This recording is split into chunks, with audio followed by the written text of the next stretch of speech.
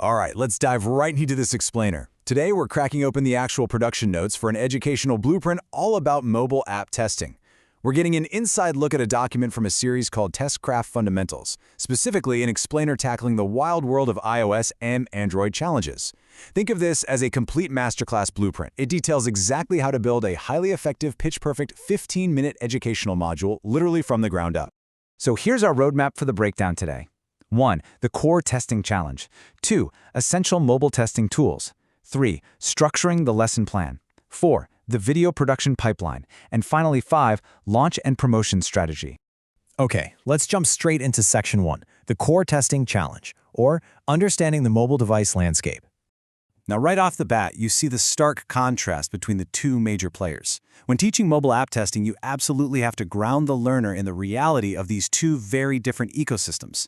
On the iOS side, you're dealing primarily with iPhones and iPads. Sure, there are varying screen sizes, but it's a tightly controlled environment, right? Apple holds the reins. But then, you look at Android. You aren't just dealing with a handful of models. No, you are dealing with literally thousands of different devices cranked out by dozens of different manufacturers. It's a state of extreme hardware fragmentation. So, before a single line of code is even tested, just managing this sheer variety of physical phones and tablets is the biggest hurdle. The blueprint hits the nail on the head with this quote: "Device variety is main challenge." Honestly, it's not even the complexity of the software code that breaks a tester's spirit. It's making sure that an app works flawlessly, whether someone is tapping away on a 5-year-old budget Android phone or swiping on the absolute newest, massive iPad Pro.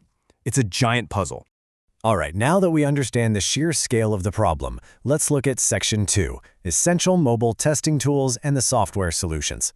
The curriculum doesn't just leave students hanging with this massive fragmentation problem. It immediately hands them the arsenal needed to fight it. They focus strictly on 3 industry-standard tools. First up, Appium.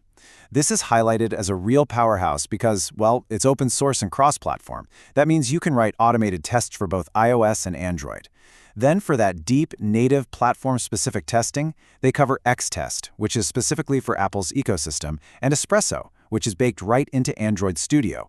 By structuring the lessons strictly around these 3 tools, they're giving learners a completely practical, heavy-hitting toolkit for modern mobile testing.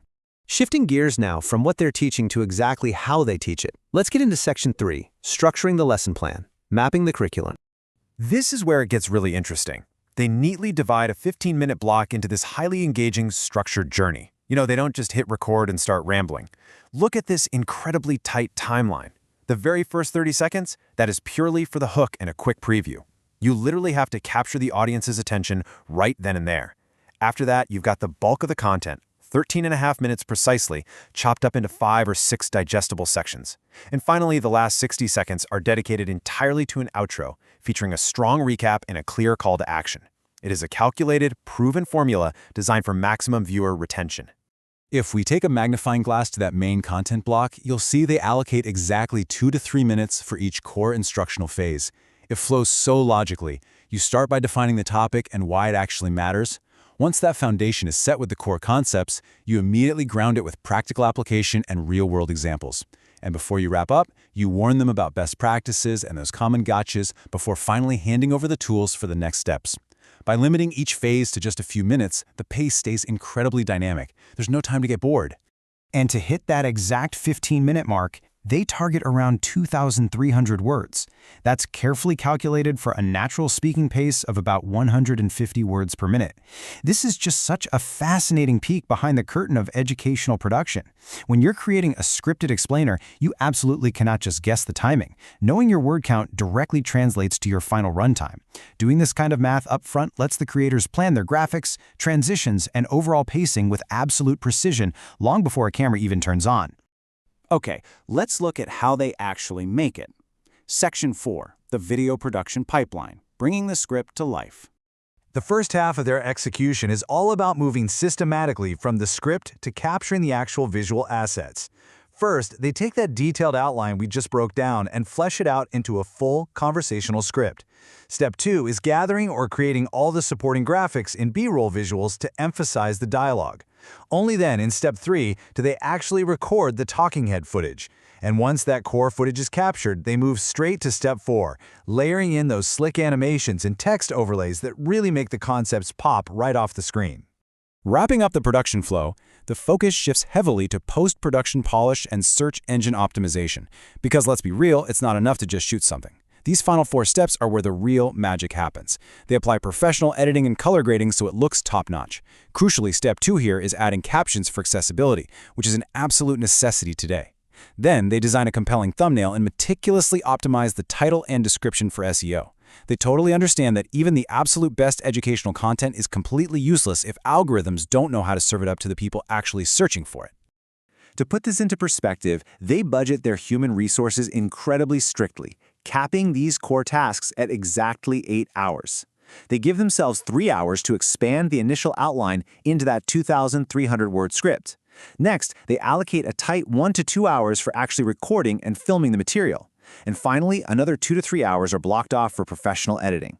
By assigning these strict time blocks, they keep the project from turning into some endless, sprawling endeavor. It's a highly focused, 8-hour sprint from a basic outline to a finished master file. Finally, let's see how they get this out into the world. Section 5, Launch and Promotion Strategy, Amplifying the Message. Instead of just uploading the final file and crossing their fingers, they slice that one masterpiece of content into multiple deliverables using various specific resources. A video editor extracts 3 to 5 catchy sound bites for general social media and cuts a specific vertical short clip perfectly optimized for an Instagram reel. Meanwhile, a graphics designer is whipping up a multi-slide educational carousel specifically tailored for LinkedIn's professional audience. And the scriptwriter? They translate the core concepts into a punchy text-based thread highlighting key takeaways for X or Twitter. It's a brilliant, comprehensive amplification strategy built entirely from that single 15-minute source. After seeing this incredibly structured blueprint laid out, it really makes you wonder, doesn't it? How can you apply this level of meticulous planning to your own work? Whether you're out there tackling massive device fragmentation and software testing, or you're just trying to streamline your own content creation pipeline, having a rigid structure like this is a massive advantage. It ensures absolutely nothing is left to chance, every single minute of the audience's time is respected, and the final product is both highly educational and perfectly optimized for discovery. So, looking at your own goals, which part of this blueprint are you going to borrow to completely revolutionize your next project?